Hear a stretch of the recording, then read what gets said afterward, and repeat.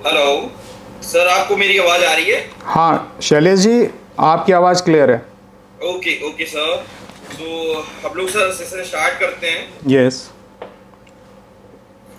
Sir कुछ questions थे, जैसे कि हम लोगों ने पहले डिस्कस किया था।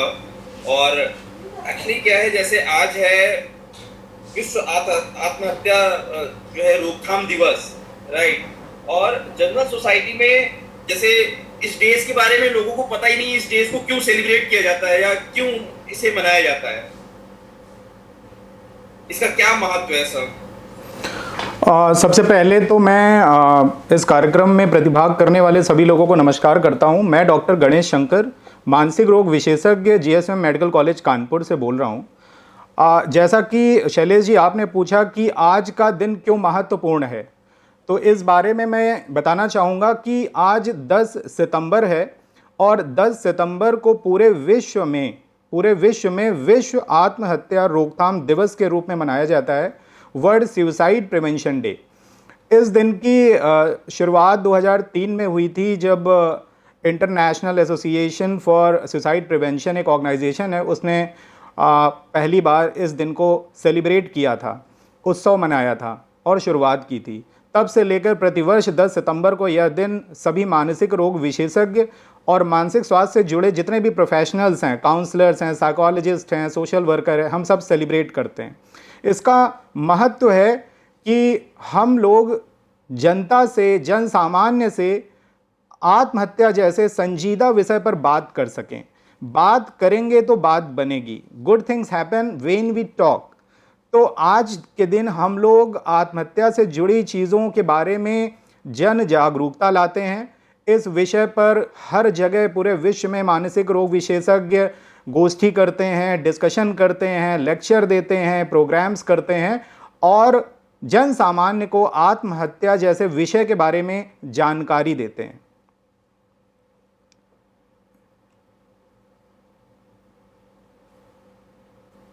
मेरी आवाज़ आ रही है आप तक? यस यस, आपकी आवाज आ रही है। जी। इस विषय पर हर जगह पूरे विश्व में मानसिक रोग विशेषज्ञ गोष्ठी करते हैं, डिस्कशन करते हैं, लेक्चर देते हैं, प्रोग्राम्स करते हैं और जन सामान्य को आत्महत्या जैसे विषय के बारे में जानकारी देते हैं।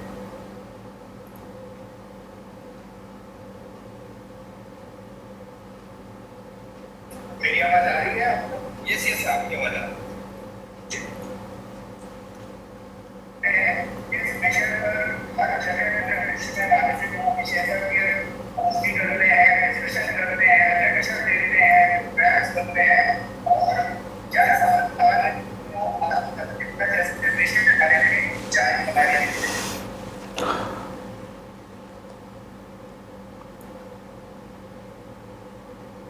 मेरी आवाज आ रही है आपको?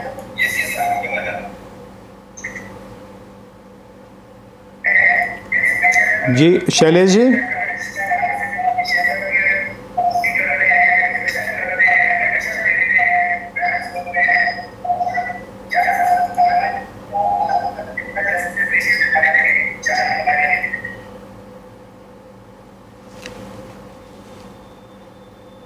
शैलेश जी आप मेरी आवाज़ सुन पा रहे हैं?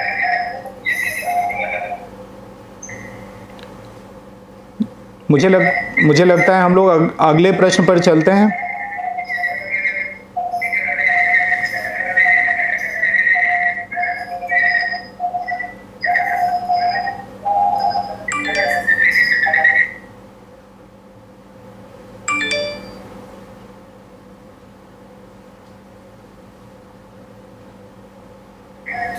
यस सर, मैं आपकी बात सुन पा रहा हूँ, बट आई डोंट नो कि ये वॉइस रिपीट बार बार हो रही है। हाँ, लेकिन वही मुझे भी नहीं समझ आ रहा है ऐसा क्यों हो रहा है। देखिए,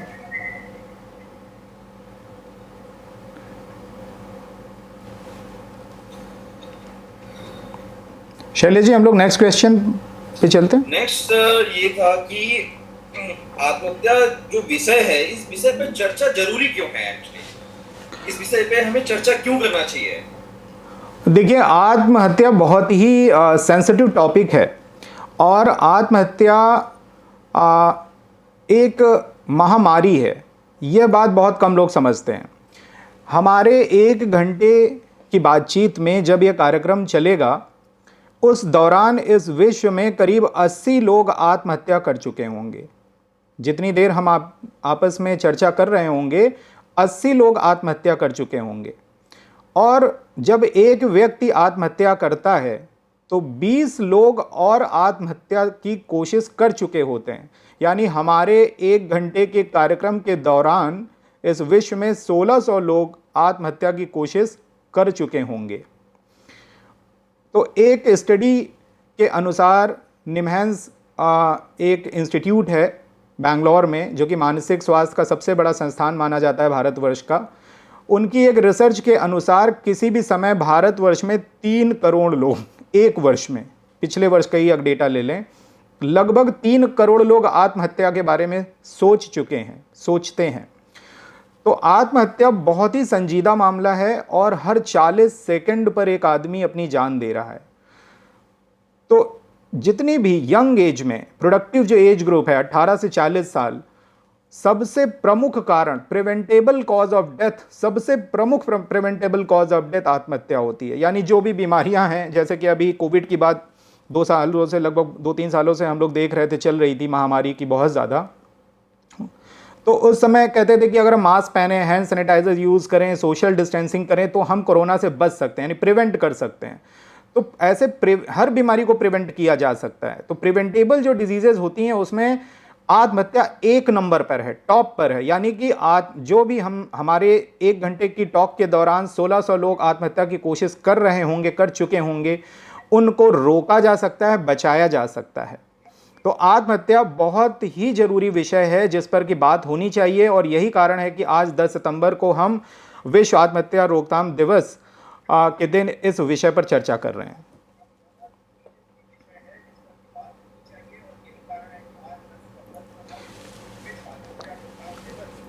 शैलेश जी, हम लोग इस टेक्निकल ग्लिच को ठीक कर सकते हैं क्या? ये वॉइस एको हो रही है।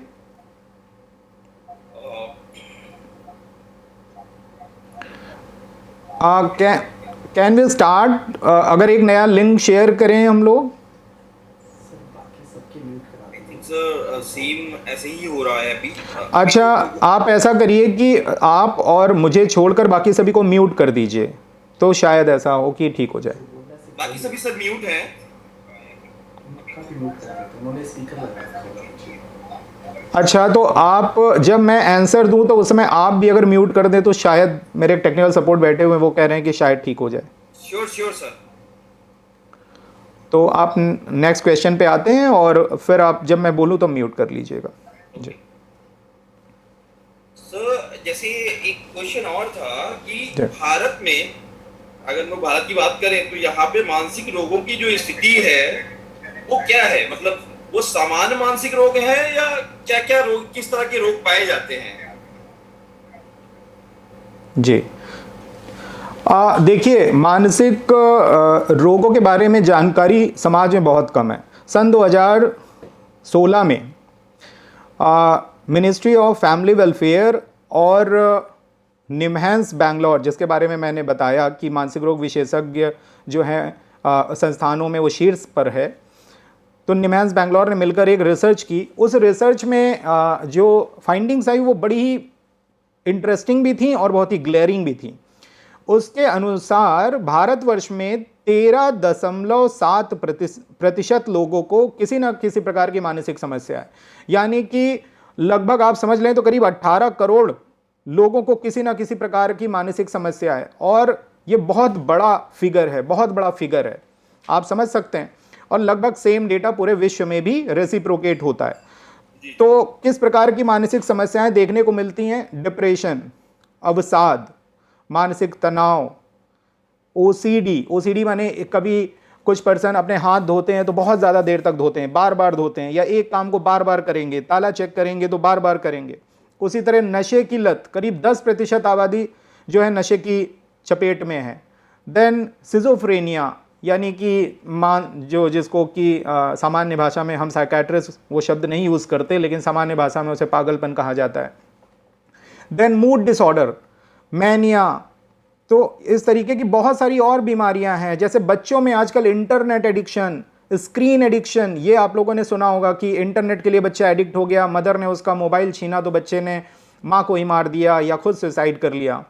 तो इस तरीके की घटनाएं होती हैं। वृद्धावस्था में याददाश्त की कमी हो जाती है, डिमेंशिया है, लोग पहचान नहीं पाते, डिलीरियम है। आपने तारे ज़मीन पर एक फिल्म आई थी कुछ सालों पहले, तो उसमें देखा एक बच्चा है जिसको पढ़ाई लिखाई में समस्या होती है, उसको हम लोग लर्निंग डिसेबिलिटी कहते हैं। इस प्रकार की बहुत सारी मानसिक समस्याएं, करीब करीब लगभग 400 प्रकार की मानसिक समस्याएं हैं, लेकिन दुर्भाग्यवश समाज में इसकी कोई जानकारी नहीं है।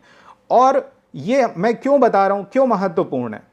महत्वपूर्ण इसलिए है क्योंकि जिन लोगों को मानसिक समस्याएं होती हैं उन लोगों में आत्महत्या करने के चांसेस बहुत हाई होते हैं, नॉर्मल लोगों की तुलना में बहुत ज़्यादा बढ़ जाते हैं। और एक रिसर्च ये भी कहती है कि जितने भी लोग आत्महत्या करते हैं उसमें 90% से ज़्यादा लोगों को किसी न किसी प्रकार की मानसिक समस्या होती है। तो मानसिक समस्याओं की जानकारी होना बहुत ज़रूरी है, तभी हम आत्महत्या को सही ढंग से समझ पाएंगे और उससे बच पाएंगे। जी Shailesh ji. Thank you so much sir, आपने ये बहुत ही इम्पोर्टेंट और बहुत ही मतलब इम्पोर्टेंट जानकारी आपने दिया सर। दूसरा कुछ क्वेश्चंस और हैं सर, जी प्लीज, जो कि मैं आपसे भी पूछ रहा हूँ। जी जी।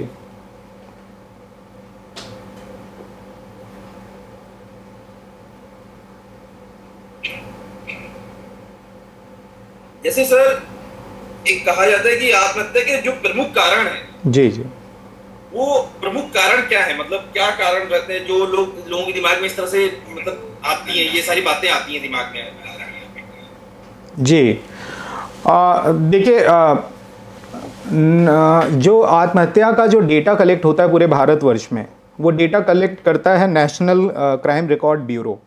तो उनकी फिर एनुअल रिपोर्ट बनती है। तो पिछले वर्ष 2021 की जो नेशनल क्राइम रिकॉर्ड ब्यूरो की रिपोर्ट है, उसमें उन्होंने कहा कि आत्महत्या का जो सबसे प्रमुख कारण है, वो करीब 1/3 केसेस में मिला, वो पारिवारिक कलह था। और 1/4 केसेस में जो कारण मिला वो था क्रोनिक इलनेस। क्रोनिक इलनेस का मतलब कि आत्महत्या करने वाला व्यक्ति किसी शारीरिक गंभीर बीमारी से बहुत सालों से या कई महीनों से परेशान था। तीसरे नंबर पर आया नशा। नशे की प्रवृत्ति रखने वाले व्यक्तियों में आत्महत्या के चांसेस नॉर्मल व्यक्ति की तुलना में 20 गुना बढ़ जाते हैं, 20 गुना। तो नशा जो तीसरे नंबर पे आया। चौथे नंबर पे आए मैरिटल कन्फ्लिक्ट, हस्बैंड वाइफ में लड़ाई झगड़ा, कहा सुनी। और इसके बाद दुनिया भर के और भी कारण आए कि आर्थिक तंगी हो गई या प्रेम संबंधों में अनबन हो गई। तो इस प्रकार के और भी कारण आए। अब अगर हम इनके हॉलिस्टिक अप्रोच लें, ये तो हो गया स्पेसिफिक रीज़न। हॉलिस्टिक अप्रोच अगर लें तो हम पाएंगे आत्महत्या लगातार बढ़ती जा रही। सन 2017 में करीब 1,29,000 लोगों ने आत्महत्या की थी और भारतवर्ष में, और 2021 में 1,65,000 के आसपास लोगों ने आत्महत्या की। डेटा के अनुसार 7% प्रतिवर्ष आत्महत्या करने वाले लोगों में इजाफा होता जा रहा है। कारण क्या है? कारण जो मैंने बताए ये तो है ही है, साथ में जरूरत से ज़्यादा भौतिकतावादी जो हम लोगों ने अडॉप्ट कर लिया है जीवन, जहाँ पर काम हमारे घर में घुस गया, बेडरूम में घुस गया है।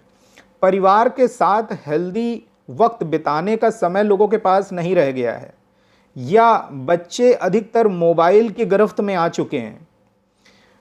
आराम से बैठ के जो चर्चा हुआ करती थी परिवार में, दोस्तों में, मोहल्लों में, वो लगभग ख़त्म हो चुकी है। और लोग सिर्फ भाग रहे हैं और भाग रहे हैं, भागते हुए कहाँ जा रहे हैं वो शायद उन्हें खुद भी नहीं पता है।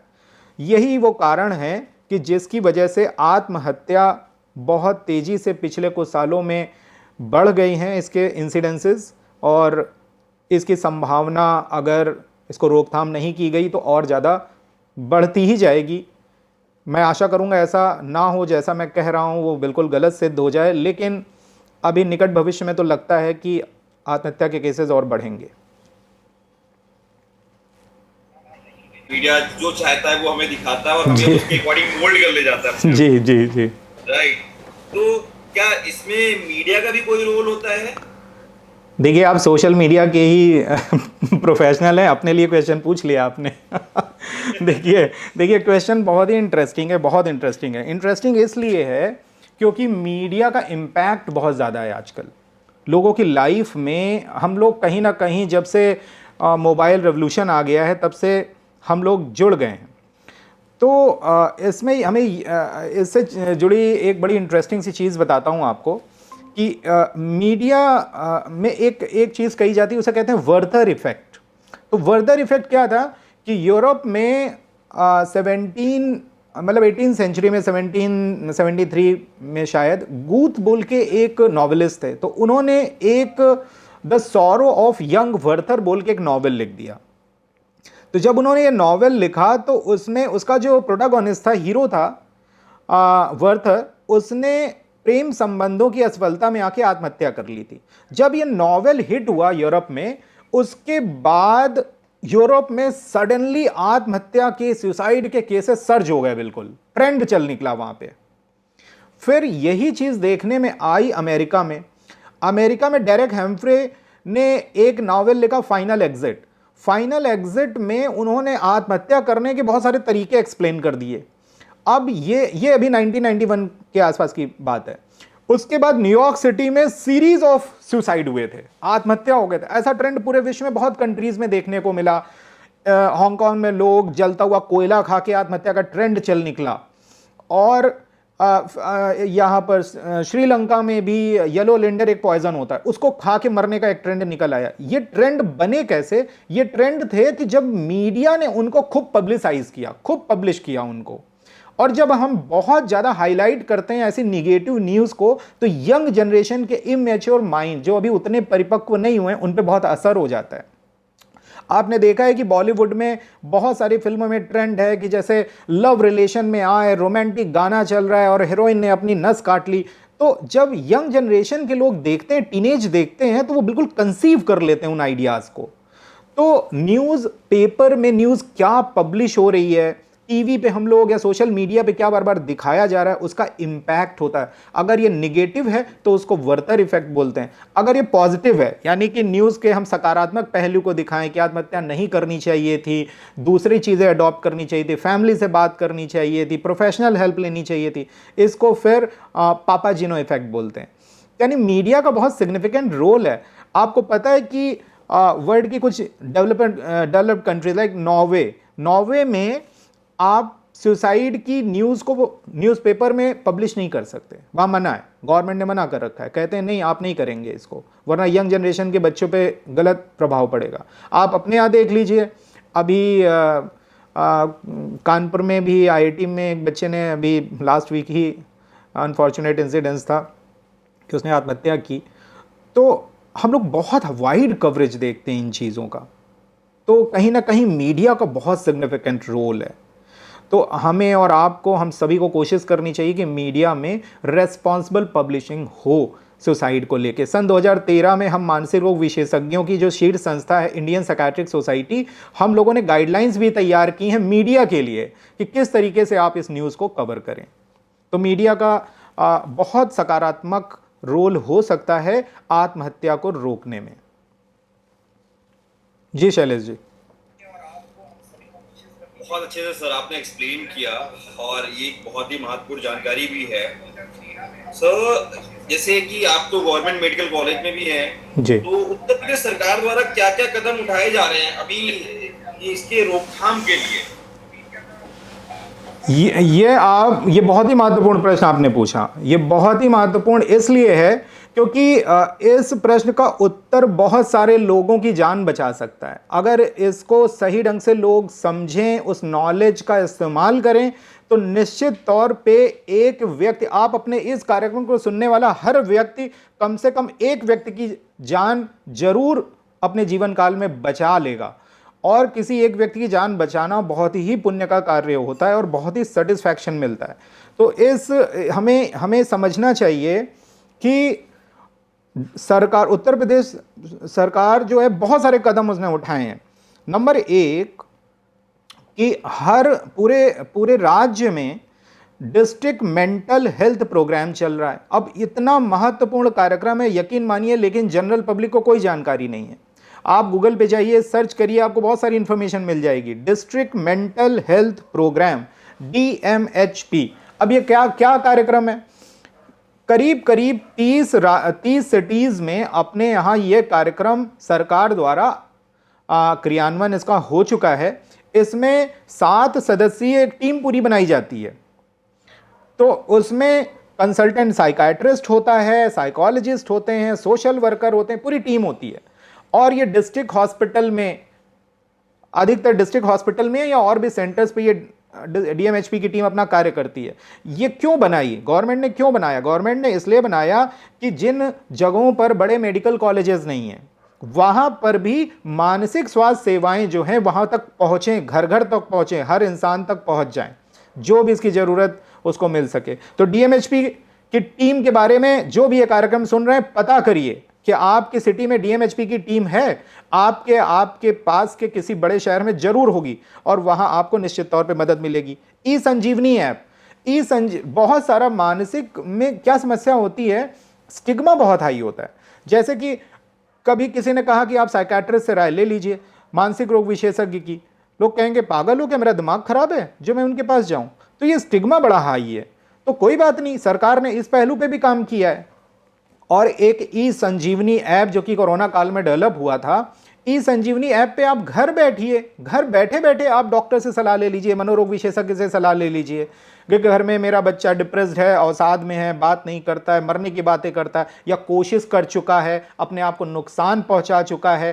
तो आप घर बैठे ई-संजीवनी में कल आप रजिस्टर करिए और मानसिक रोग विशेषज्ञों से सलाह लीजिए। जितने भी मेडिकल कॉलेजेस हैं, सारे मनोरोग विशेषज्ञ आपकी सेवा में उपलब्ध हैं। सरकार ने सारी व्यवस्था कर रखी है।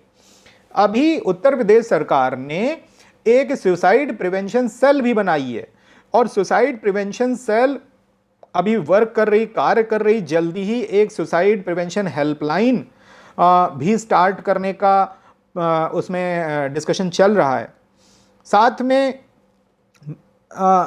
मेडिकल कॉलेजेस की टीम को सरकार ने एक बड़ी जिम्मेदारी दी है। हर जगह मेडिकल कॉलेजेस में जिम्मेदारी दी है कि जो primary health centre, community health centre, district hospital में जो कार्यरत डॉक्टर हैं या नर्सेज हैं या सोशल वर्कर हैं, इन सबको मानसिक मरीजों के उपचार की बेसिक ट्रेनिंग होनी चाहिए। अभी GSM मेडिकल कॉलेज में मैंने 2 टीमों की ट्रेनिंग हमारे विभाग की तरफ से दी गई है। तो ट्रेनिंग लगातार चल रही है। अच्छा, लोगों को जानकारी नहीं है, लेकिन सरकार बहुत सारे एफर्ट लगा रही है। तो आपको अगर जन सामान्य को फायदा लेना है तो उनको इस चीज़ की सुविधा को ध्यान रखना पड़ेगा। अभी केंद्र सरकार ने बहुत बड़ा कदम उठाया है, जिसमें अभी अपनी उत्तर प्रदेश सरकार ने उसके क्रियान्वयन में बहुत तेज़ी से काम कर रही है। उसमें याद होगा कि फरवरी में जब अपना finance minister madam Nirmala Sitharaman ji ने बजट अनाउंस किया था, तो उसमें 800 करोड़ की एक योजना थी, टेली कंसल्टेशन, यानी मानसिक स्वास्थ्य को घर बैठे कैसे लोगों तक पहुंचाया जा सके। उसके भी सेंटर अब डेवलप होना चालू हो गए हैं, उस पर भी वर्क तेजी से चल रहा है। तो इतनी सारी सुविधाएं सरकार जन सामान्य को दे रही है कि आप अपने मानसिक स्वास्थ्य को ठीक रखिए, अपनी मेंटल हेल्थ को ठीक रखिए, लेकिन लोगों को मतलब दुर्भाग्यवश लोगों को जानकारी नहीं है। ये सारी जानकारी आपको ईजिली न्यूज़पेपर पढ़ के या थोड़ा सा भी आप अगर नेट पे सर्च करेंगे तो मिल जाएगी। जी शैलेश जी। धन्यवाद सर। सर, जैसे यहाँ पर जो कार्यक्रम में जितने भी प्रतिभागी हैं, जी, बात करने वाले अतिथि हैं, जनसामान्य को आप क्या संदेश देना चाहेंगे इस टॉपिक के बारे में? देखिए, ये बड़ा कठिन सवाल इसलिए हो जाता है क्योंकि ये ऐसा विषय है कि इसमें बहुत कुछ कहने को होता है। फिर भी मैं अपनी सारी बातों को समराइज़ करूँगा और एक टेक होम मैसेज दूंगा। देखिए, आत्महत्या जो है ये एक बीमारी है। जैसे कि बुखार होता है, मलेरिया, टाइफाइड, डेंगू होता है, वैसे ही आत्महत्या एक बीमारी है। उपचार होना बहुत जरूरी है। उपचार समय पर हो गया तो एक व्यक्ति की जान बचाई जा सकती है, अन्यथा फिर आत्महत्या जब कर लेता है व्यक्ति, तब हम लोग के हाथ में कुछ नहीं रहता, बस हम लोग बातें करते रहते हैं कि अरे कल ही तो वो अच्छे से बात कर रहे थे, अभी कल ही तो ऑफिस में बैठे हुए सबसे बातें कर रहे थे, आज ऐसा क्या। इस तरीके की बातें हमेशा सुनने को मिलेंगी। ठीक है। और सर जैसे आज की डेट पे अगर हम लोग बात करते हैं तो जहाँ पे भी जाता है, जैसे आजकल जहाँ देखिए वही काउंसलर जो है अपना एक काउंसलिंग सेंटर ओपन कर रखते हैं, तो कैसे पता चलेगा कि कौन से काउंसलर जेन्युइन है या उन्होंने बस ऐसे ही स्टार्ट कर दिया है? अच्छा, नहीं, मैंने यही डिस्कशन अभी अपने लास्ट टेक होम मैसेज में भी इंक्लूड किया था। देखिए, जैसे कि अब आजकल सामान्य लोगों को भी पता है कि डॉक्टर का मतलब कम से कम MBBS होना चाहिए, ठीक है, तो या कम से कम मान लीजिए BAMS BHMS होना चाहिए। लेकिन काउंसलर्स क्या होते हैं ये भी लोगों को नहीं पता है। कई बार तो लोग हमसे भी पूछते हैं कि आप काउंसलर हैं ना, तो आपने जैसे ग्रेजुएशन की होगी, फिर पोस्ट ग्रेजुएशन इसमें की होगी कन्वेंशनल स्टडीज़ में, BA साइकोलॉजी, फिर MA साइकोलॉजी। तो लोगों को अभी साइकाट्रिस्ट, क्लिनिकल साइकोलॉजिस्ट, काउंसलर कोई डिफरेंस नहीं पता है। समाज में जानकारी बहुत कम है, ठीक है। तो लोगों को ये क्लियर कट समझ में आना चाहिए कि जब हम ऑनलाइन बुकिंग करें काउंसलिंग के लिए, तो पहली तो बात डॉक्टर से सलाह लेनी चाहिए, इलाज डॉक्टर से होना चाहिए, ठीक। तो साइकाट्रिस्ट से कंसल्ट करना चाहिए। साइकाट्रिस्ट काउंसलिंग की सलाह दे सकते हैं, तो वो बताएंगे, रेकमेंड करेंगे फिर आपको क्वालिफाइड पर्सन के पास। खैर, बहुत सारे लोग डॉक्टर साइकाट्रिस्ट के पास नहीं जाना चाहते, स्टिग्मा बहुत हाई है। लोग कहते हैं कि क्यों हम साइकाट्रिस्ट की सलाह लें, वो नींद की दवा लिख देते हैं, फिर हम सोते रहते हैं, जो कि ये सब गलत है, सब भ्रांतियाँ हैं। अगर सिर्फ काउंसलिंग करानी तो आप अपने थेरेपिस्ट से, आप जिसे बुकिंग करते हैं काउंसलिंग की, आप बोलिए कि हाँ आप क्लिनिकल साइकोलॉजिस्ट हैं, आप क्या MPhil हैं या RCI रजिस्ट्रेशन पूछना चाहिए। जैसे हम डॉक्टर्स का रजिस्ट्रेशन MCI से होता है, वैसे ये क्वालिफाइड काउंसलर का registration rehabilitation council of India RCI से होता है। तो देखिए, किसी से आप जानकारी प्राप्त करना कोई खराब तो नहीं है, तो जानकारी आप लेंगे तो जो जेन्युइन होगा वो आपको जानकारी तुरंत दे देगा, और जो जेन्युइन नहीं होगा तो वो अवॉइड करेगा आपको।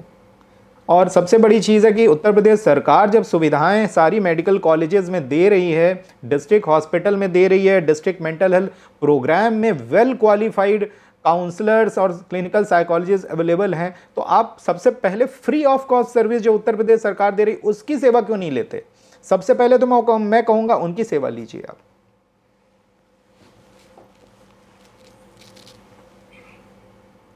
Thank you sir.